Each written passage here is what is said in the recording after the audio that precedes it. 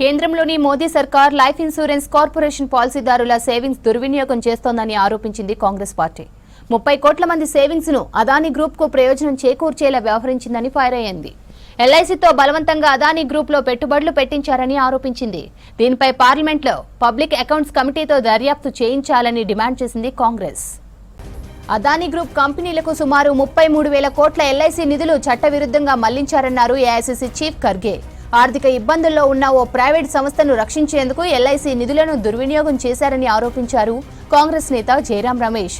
దీనికి కేంద్ర ఆర్థిక మంత్రిత్వ శాఖ, నీతి ఆయోగ్లకు ఏం అధికారం ఉందని ప్రశ్నించారు.